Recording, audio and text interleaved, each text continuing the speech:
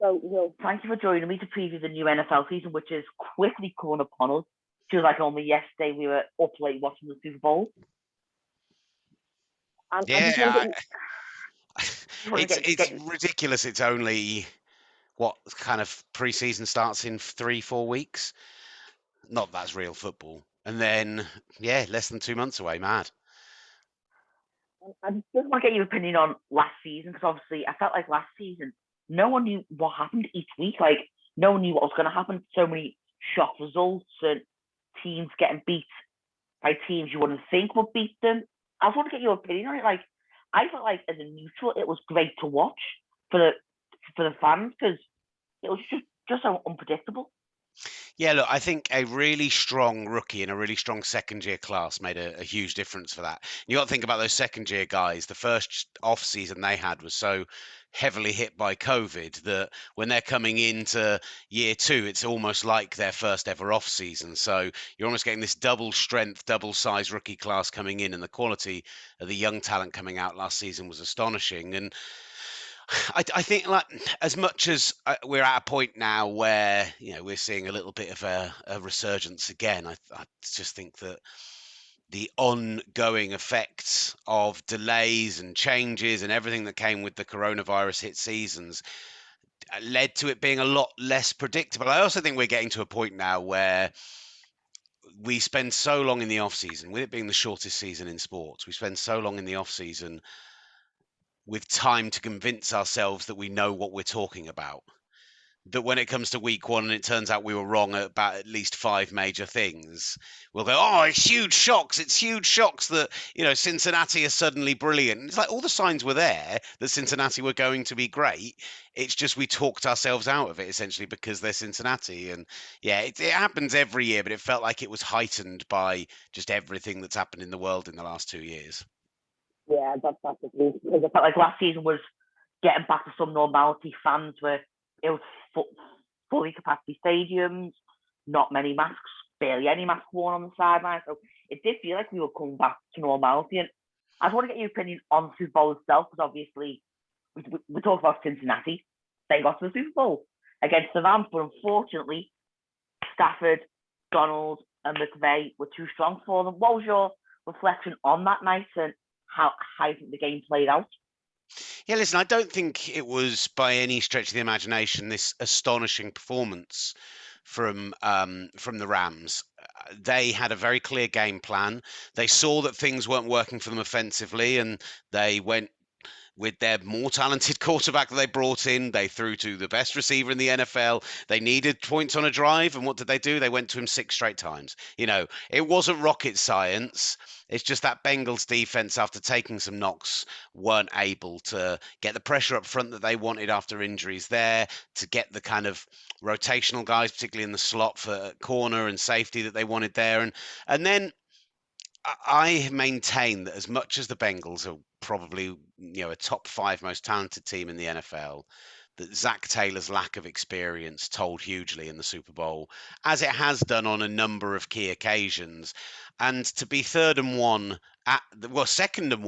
at the 50, knowing that a touchdown wins you the game with plenty of time on the clock, and to turn over the ball on downs when you have a decent backfield, the best quarterback in the NFL last season over the full 21 weeks, the quality of receiving talent they have, not just with Jamar Chase, but T. Higgins and everyone else, to not be able to go out there and gain a yard, even if Aaron Donald makes back-to-back astonishing plays, is still just not good enough, and that has to fall on their heads. I had them as the better team for large swathes of that game, but I think the coaching told out in the end. And actually, McVay's experiences of getting absolutely outcoached by Bill Belichick 3 years earlier, I think made a huge difference to how he approached that game, even if it still wasn't his best game. It just meant that he knew how to handle the big moment.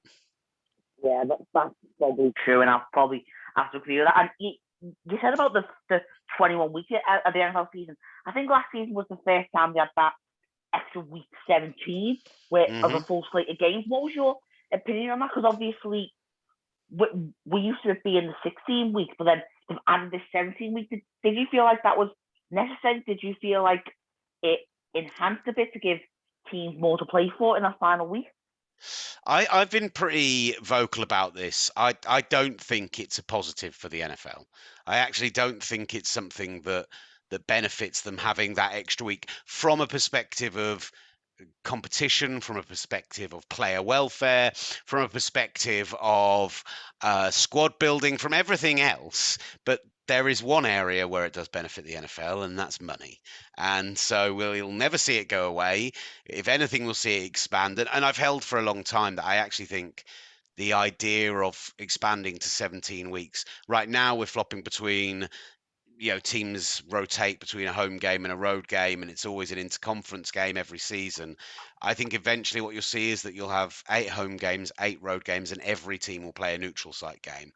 It's the way that NFL UK have managed to finally get the Packers out here this year is by having a game 17, they took essentially the Packers' 9th home game. So the season ticket holders don't really miss out in kind of actual terms. They still get their 8 home games, they still get their 8 tailgates, they still get those big occasions. And now finally that kind of team can travel. And I believe that within 5 years, maybe 10, depending on how things move with pandemic and everything else, not to bang on about it, but I think we'll get to a point where that 17th game will become an international week, or not even just international, not just Mexico, Canada, the UK, Germany, the places we're already seeing, maybe Asia, Japan has been talked about, but actually even, let's take a big name NFL game to Alabama. Let's go somewhere like up into, well, I guess there's a lot of teams around the Great Lakes, but go and playing a game in the big house at Michigan. Go and playing a game like those college towns that don't have an NFL team associated with them, and go and take an NFL game there. I just think would be that great extra lift for the league. It brings new fans in, which is what they're always looking for. And yeah, that's where I think they'll end up going with it, unless they go further and expand it to 18. But as much as, and this is, you can tell this is a kind of conversation du jour. I've had this one a lot. The other thing that needs to be considered is I believed that when they brought this in, they would add a second bye week. That's how they would get over the player welfare side of things. I feel like they've held back on the second bye week essentially because they know it's a bargaining chip when the CBA comes back up again.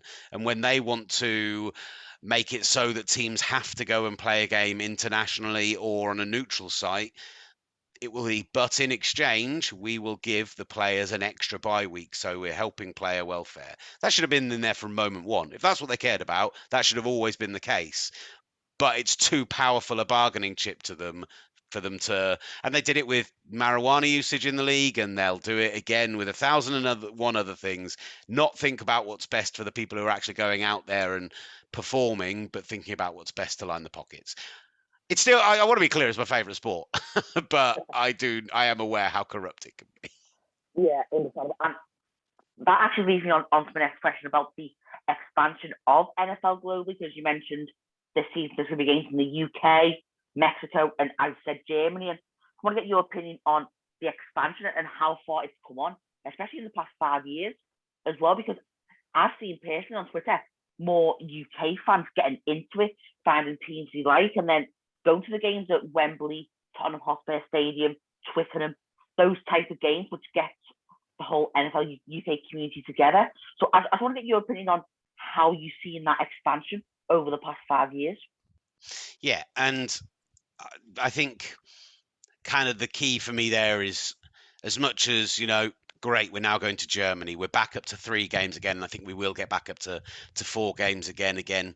Pandemic hits, slow things down, reduce it, and then get back to where they want to be. But it is that kind of casual fan base which is just growing and growing and growing. When I started at Talksport 10 years ago, there was it was me, there was Danny Kelly, there was my mate Ollie, who I've done the podcast with for years, Ollie Hunter, and really there weren't a lot of other people in the office. If you wanted to talk to them about the NFL, there weren't. This is a room full of people who cover sport for a living, and there weren't really any fans. People who'd watch the Super Bowl every year, but didn't really bother with it beyond that. Now I can go into the office and we've got 2 fantasy leagues set up just at Talksport alone because we didn't have enough space, capacity, and one to have one fantasy league. I've got, as I walk into the office, Darren Bent giving me shit from a distance because he's beaten me in fantasy this weekend, or the Eagles have beaten the 49ers, or like, I've got, it's just within our team that does the show every week. You've always had a little dedicated group of 2 or 3 of us since we started doing rights 5 years ago and broadcasting live games. But now there's people banging down our doors to get involved, to come in, to shadow, to cover shifts, to just, because they want to be involved in the NFL. So just from my personal perspective, I've seen it grow so much there. And then, like you say, Twitter, live events, the rate at which the tickets sell out for the games. Can't tell you how many people have already spoken to me about whether I'll be able to get them a ticket for the Packers game if they fail to get one when they come out in a couple of weeks' time already. Yeah, it's really exciting to see. I just, as is always the way with the NFL, that it's always more. We want more, and I kind of feel like we just need to let this thing keep going organically, let it happen, grow it over time. And that's what's been really good, is they've let it happen over 15 years rather than whenever I feel like they've pushed it super hard. That's not what brings people in, but just letting them learn to love the sport and grow to love the sport over time. And yeah, 15 years of professional games here is astonishing. So Yeah, and I think there was a few months ago about maybe a London-based NFL team. Would that work? Because of the logistics, as we were talking about before. I can get really boring on this as well if you want me to. Yes, it will, can and will work if they decide to do it. It can and will work if they decide to do it. That's the caveat.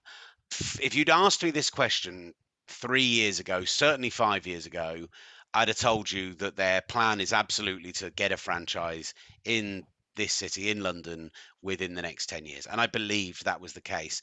I think with this move to the 17th game and everything I said earlier about the further international expansion, whether Germany, Mexico, everywhere else, I feel like the move now is away from that and more towards making sure that their product as it stands is viable in those countries. That doesn't mean it can't happen, and it doesn't mean it won't happen, because I think that if an owner makes the decision to do it, if somebody buys the Carolina Panthers, if somebody buys the Jacksonville Jaguars from Shad Khan, if somebody, one of the smaller market teams that can maybe afford to or more likely to move, the Los Angeles Chargers.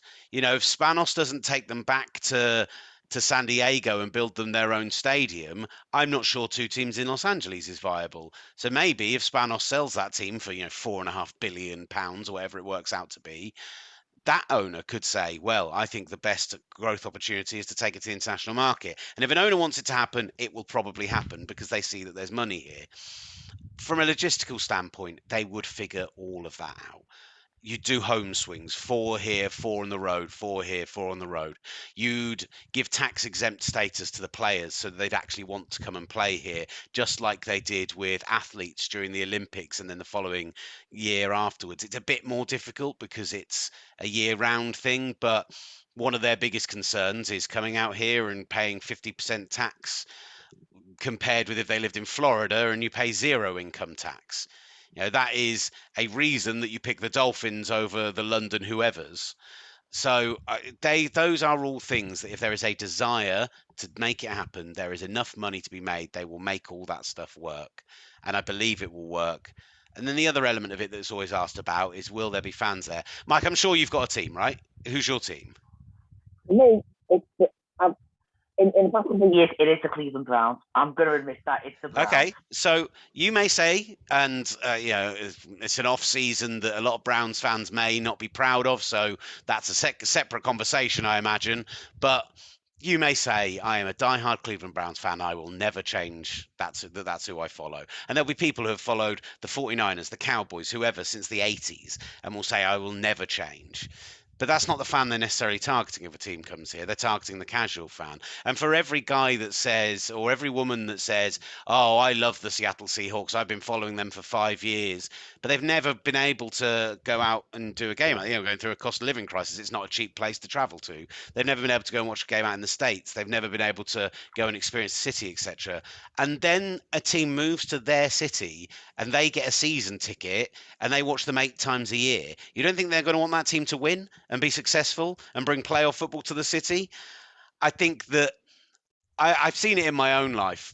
My dad grew up in Portsmouth, was a Pompey season ticket holder, moved to Reading, started going to Reading games because they were his local team and it's just up the road, and he's now been a season ticket holder there for 25 years. You can't help but root for the team that you're watching week in, week out to be successful. And I think that if a team moved to London, they would get a big enough fan base to sell enough season tickets to be a sellout week in, week out within a couple of years. Success helps, but we also love an underdog. So maybe not if it's like the Cleveland Browns was for the last 20 years, but let's not talk about that. No, that's not so far. Yeah, let's move on quite swiftly to another very, I think, controversial topic that some people talk about is what I think is the concussion protocol. Because obviously now in sports, concussion's a big thing. Football, cricket, rugby, real like big concussion protocols. But sometimes I feel like the NFL could sometimes miss important things because you see players go out for a play and come back in, and I feel like sometimes they don't get the proper concussion check. I'm not sure whether you feel the same. Do you feel like we need more stricter concussion protocols on the sideline when a player takes a big hit? It's gotten so much better. It has taken huge strides in the right direction. I was fortunate when the Tottenham Stadium did its first game. They brought over the head of the NFL's health and safety protocol team, the doctor whose name is going to completely escape me now, but he was also the guy who ended up being Dr. Alan Sills. Went on a tour of the stadium with him, got to talk about concussion protocol, the way that they have to have an independent doctor in every stadium that can stop the game at any point if they think the team have missed something, that can stop a team from putting a player back out there if they don't think they've gone through the right protocol. And whilst there have been occasions where I've seen a quarterback go back out into the field and thought, really? Like, seriously? We all saw that hit. You don't think it's going to at least take going in the blue tent, heading back to the locker room and checking them? I think we have incidents like that, but we used to have incidents like that every other snap in a game in the 80s and 90s. It just wasn't a level of concern. I think they have made huge strides, and also huge strides in the safety of the helmets, the safety of the equipment, the rules they've brought in to deal with high tackling, the rules they've brought to dealing with kickoffs, which are, in theoretically the most dangerous potential plays. Everything they've done has been with safety in mind. And so, is it perfect? No, but is it much better than it was a decade ago even? Yeah, absolutely. So I believe the league understand that even if it's from a greed and PR perspective that they don't want bad press, they understand it's important. Whether they actually care about the welfare or not, who knows? But they know that there are 1,000 cameras and everyone's got a little camera in their pocket now, and so they can't just get away with being like, yeah, he'll be fine anymore. And so I think it has got better, and it will continue to get better. Yeah. And final one before we preview the new season. And it's probably another vague question, but it's something I've always wanted to ask about inactives on a game day. Because for me, I see quarterbacks on the inactive list. Now, I know they've got to pick 7 inactive players in the roster, but I feel like sometimes if you have a quarterback on your inactive list, it's kind of a stupid decision because you never know what's going to happen in the game. So let's say your first choice quarterback gets injured, you've got to go to your backup. But then, God forbid, quarterback gets injured, you've got to go to an emergency quarterback, wide receiver, running back. But you've got a quarterback there who's not active.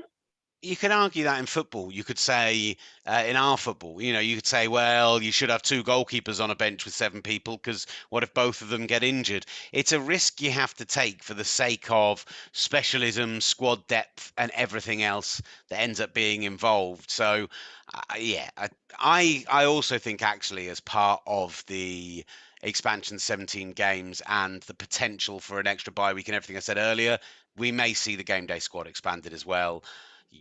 It also, part of that comes under the question mark of what's going to happen to the salary cap, which looks like it's going to only go up and up and up and up.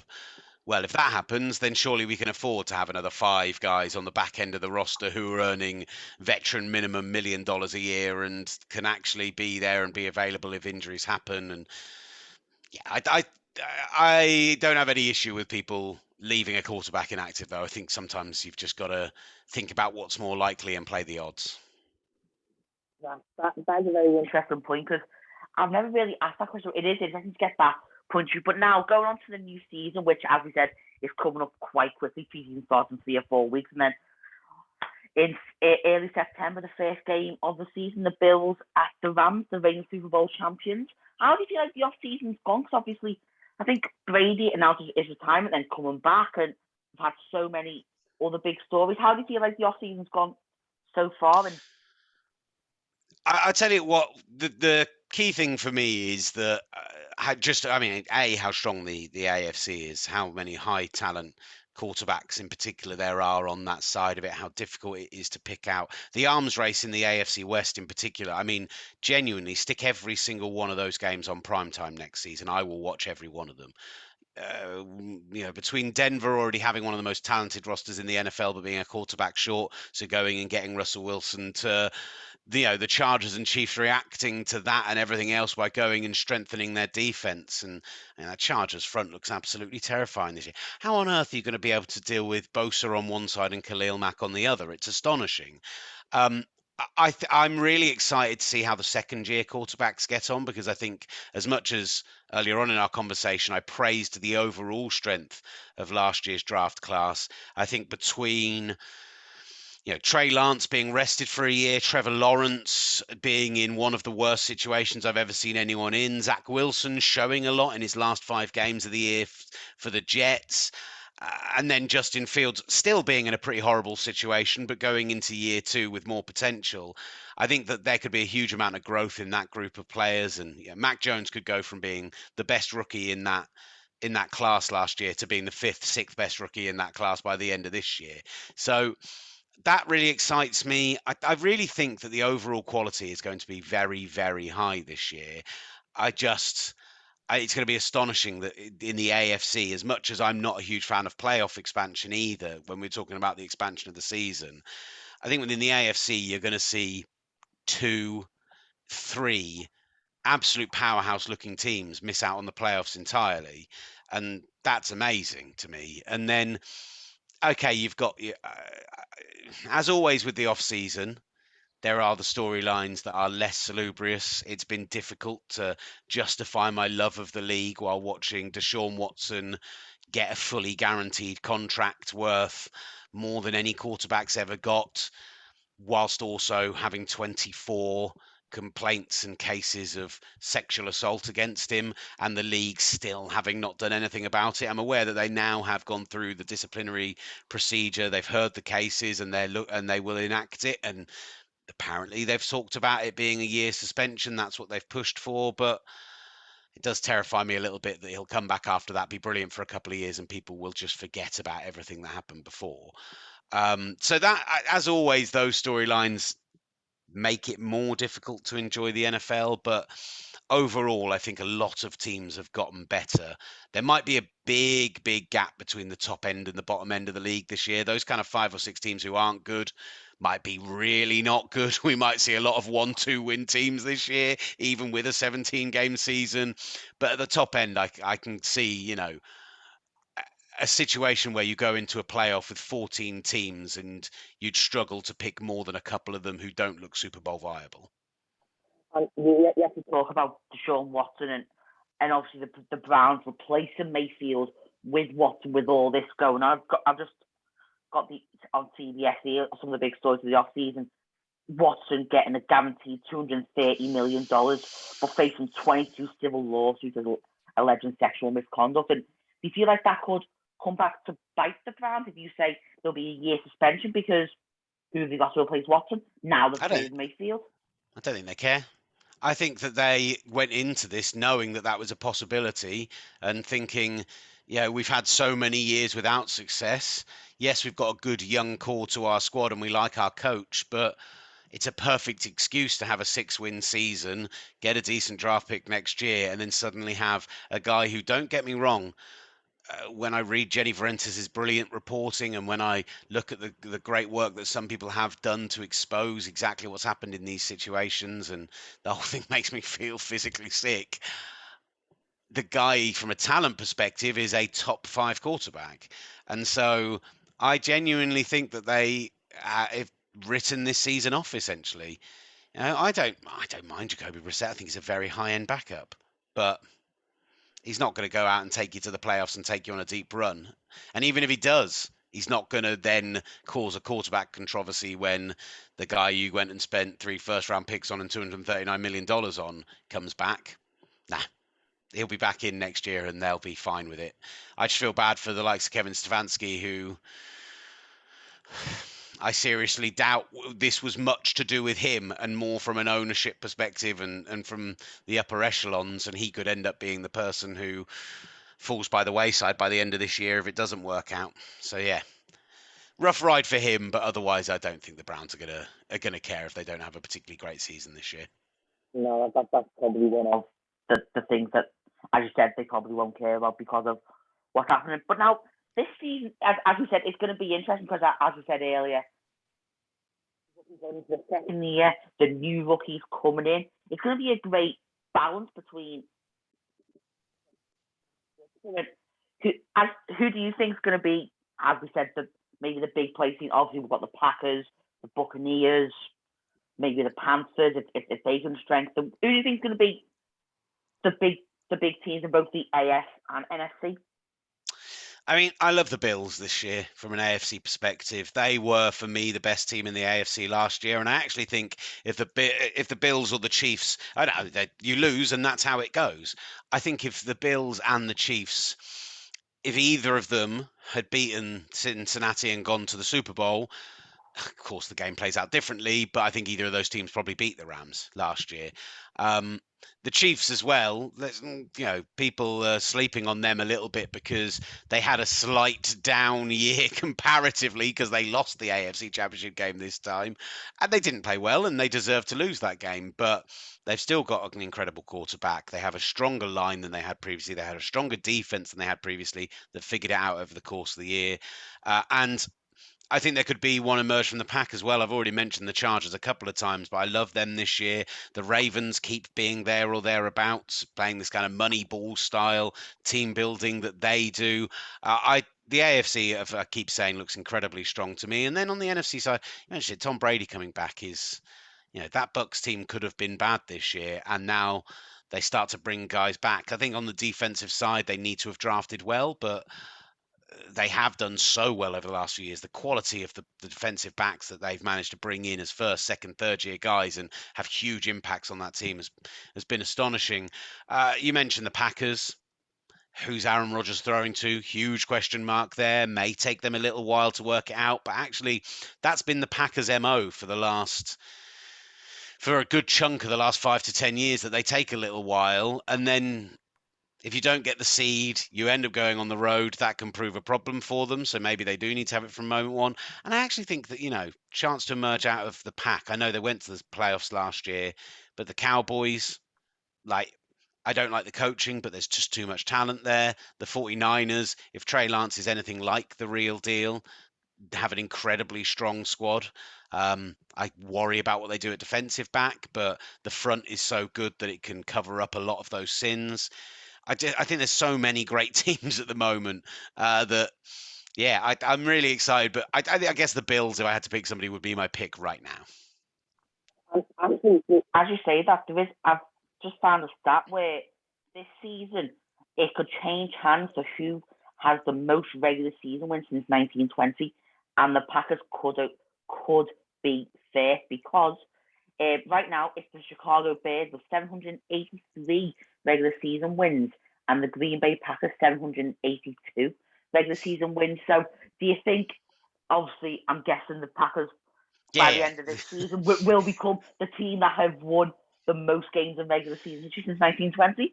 The Packers will have double-digit wins minimum this year, probably 13 plus. The Bears might only have 3 or 4. They might not just take the lead, they might go 10 clear in the lead in this one season. So, yeah, sorry, Bears fans, you've not got a very good squad. And I'm concerned about the coaching slightly because I actually really was a big Matt Eberflus fan. up until last season in Indianapolis. And then with the amount of talent they had on that Indy defense, it really fell off in the second half of the year. And maybe that was because he was already having his head turned by head coaching jobs, and maybe there were other extenuating circumstances we didn't know about. But yeah, he went from one of my favorite head coaching candidates 12 months ago to a guy that I wouldn't have touched with a 10-foot barge pole this offseason. And of course, the Bears went ahead and signed him. And now, quick question: who has the least wins? And you might not get this right. You might do. Who has the least wins since 1920? Well, okay, the least wins since 1920, but how are we passing that on the basis of, because I guess the answer is the Jacksonville Jaguars, because they've only existed for 20 years and they have had a lot of losing seasons. But it's a bit unfair that they've only existed for 20 years. And a lot of the other teams there have been bad for most of their existence in the world, but have existed for 60 years. So, yeah, it's a weird one. It's actually it says here the Houston Texans. Yeah, there we go. So I was going to say Texans or Jaguars. I went Jaguars, but Jaguars, of course, had those couple of very successful seasons early on. But it was going to be one of those two. It was going to be an expansion team, and the Texans and Jags were the two that came to mind. And I went for one and I landed it wrong by one place in a division this coming season. Oh no! And now the final question is: I know it's probably going to be hard, but do you think we can predict the Super Bowl this year? Because you said the Bills. I think the Bills could be a very good shot for the Super Bowl this year. Maybe if Brady gets that Buccaneers team going, maybe a Bills Buccaneers Super Bowl. Joe, I'm taking Bills Niners because I'm going to back Trey Lance and Kyle Shanahan to figure it out, and then the Bills beat them because Shanahan can't do it in the big game. That's what I'm calling. It's the first time I've had to make a prediction this year, and I'm throwing myself all in. Love it. That is what I love to see. Someone who's not afraid just to go for it, and if they're wrong, they go, "I'm wrong." Yeah. Well, look, if I turn out to be horribly wrong, then I'll just say different things on other podcasts and in other places, and I'll just cite those ones instead of this one. Well, it's been an absolute pleasure talking to you today, and hopefully this season will live up to what we hope it's going to be. But many thanks for talking to me. I really appreciate it, mate. Thank you for your time, and yeah, good luck with it all.